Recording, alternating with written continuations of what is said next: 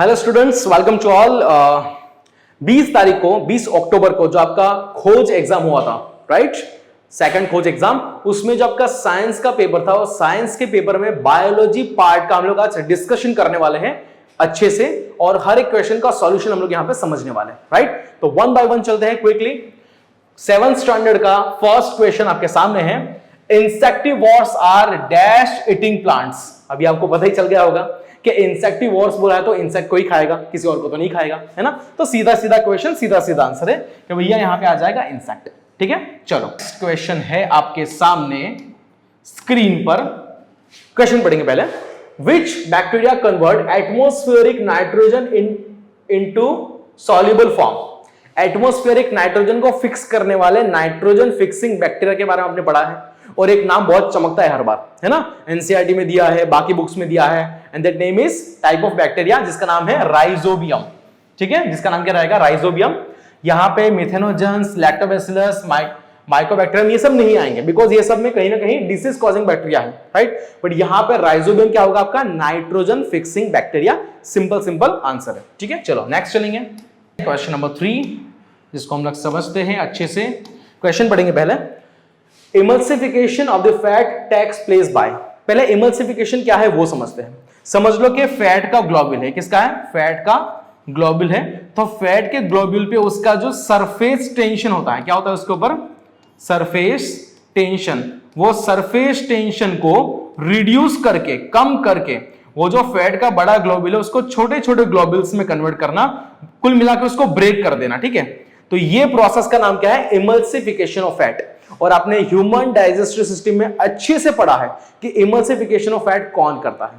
Okay, आपको click हो गया होगा। लीवर में जो बाइल बनता है वही करता है, और बाइल में क्या होता है, बाइल सॉल्ट। ठीक है, तो यहां पे आंसर क्या आ जाएगा आपका, बाइल सॉल्ट। हाइड्रोक्लोरिक एसिड तो एज सच स्टमक में होता है, वो तो पीएच एसिडिक करता है, राइट। पेप्सिन प्रोटीन का डाइजेशन करता है, पैनक्रियाटिक अमाइलेज स्टार्च का डाइजेशन करता है। तो ये सब कहीं ना कहीं एंजाइम्स और केमिकल है, but bile salt emulsification of fat करता है हमारे स्मॉल इंटेस्टाइन में। क्लियर है, बहुत इजी है। चलो नेक्स्ट चलेंगे। क्वेश्चन नंबर 4, इसको समझते हैं अच्छे से। ओके, पहले पढ़ लेते हैं इसको।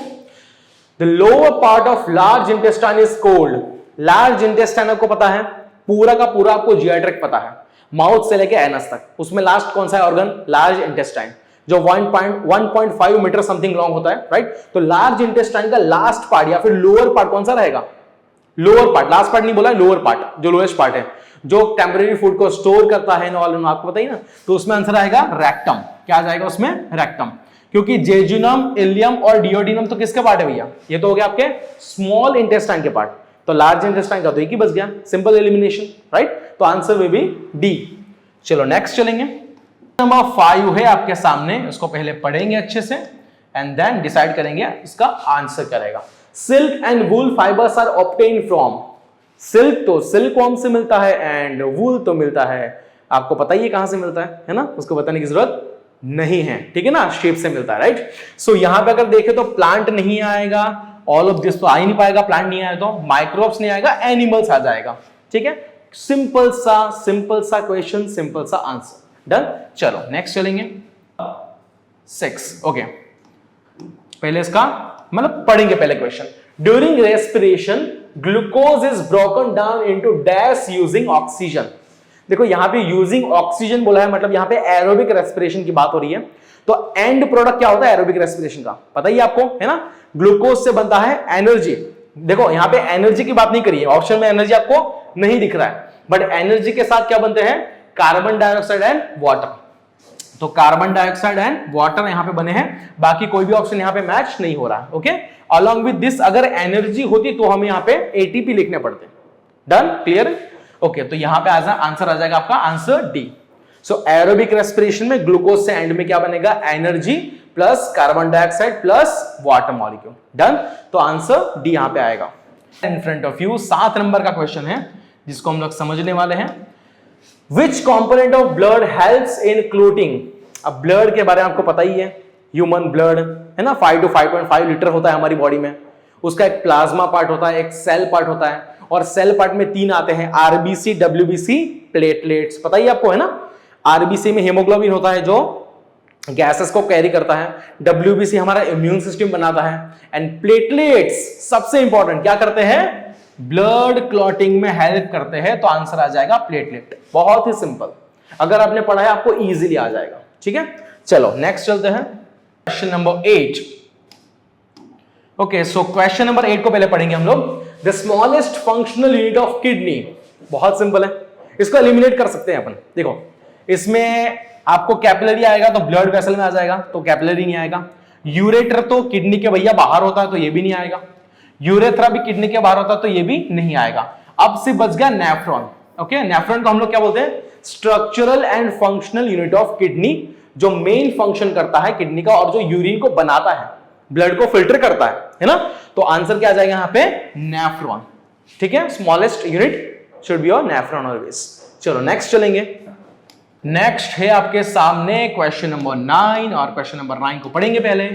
The importance of ecosystem lies in, important, देखो इकोसिस्टम आपको पता है, living things, non living things, उनके बीच का इंटरेक्शन जो पूरा का पूरा क्या बनाता है, इकोसिस्टम बनाता है। ये आपको ऑलरेडी पता है, बराबर है। अब इकोसिस्टम किस पे बेस्ड है, किस पे लोके, मतलब किस पे you can say type of dependence है ना, डिपेंडेंस किस पे उसकी। तो एक आ जाएगा फ्लो ऑफ एनर्जी, यस बिल्कुल आ जाएगा। Cycling of material, yes material की साइक्लिंग बोलो या फिर फूड चेन बोलो तो भी चलेगा, तो ये भी आ जाएगा। बोथ ऑफ द अबाव, बिल्कुल ये बेस्ट आंसर रहेगा। Both of the above, none of this तो रहेगा ही नहीं। ठीक है, बोथ ऑफ द अबाव, ये दोनों पे डिपेंड करता है हमारा इकोसिस्टम। मतलब कि यहां से अगर कोई भी फैक्टर हिल गया, गड़बड़ा गया, तो इकोसिस्टम मेंटेन नहीं हो पाएगी।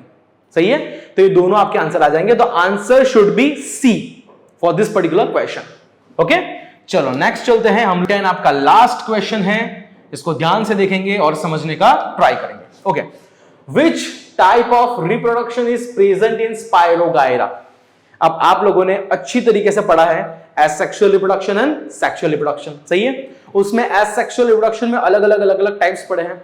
उसमें अपने स्पायरोगायरा कहां पढ़ा था, देखो स्पायरोगायरा क्या होता है बच्चों, spirogyra is a type of green algae. क्या होता है ये, ग्रीन एल्गी। ठीक है, और वो सिंपली करता है फ्रेगमेंटेशन। क्या करता है, फ्रेगमेंटेशन। फ्रेगमेंटेशन आपको पता ही है कि अगर समझ लो कि एक ऑर्गेनिज्म है, ठीक है, तो अगर ये ऑर्गेनिज्म को कट किया या फिर उसने दो अपने अलग अलग फ्रेगमेंट बना दिए लाइक दिस, ये एक फ्रेगमेंट और ये दूसरा फ्रेगमेंट, तो आगे चलकर अंडर फेवरेबल कंडीशन ये एक फ्रेगमेंट पूरा का पूरा नया ऑर्गेनिज्म बनाएगा और ये दूसरा फ्रेगमेंट भी पूरा का पूरा नया ऑर्गेनिज्म बनाएगा। ठीक है, तो ये फ्रेगमेंटेशन कौन करता है, ये फ्रेगमेंटेशन करता है spirogyra, that is a green algae. ठीक है, तो इसी के साथ हमारे total questions that is available in biology part हमने डिस्कस कर लिए हैं। आई होप कि आपको अंडरस्टैंड हुआ होगा। Thank you so much.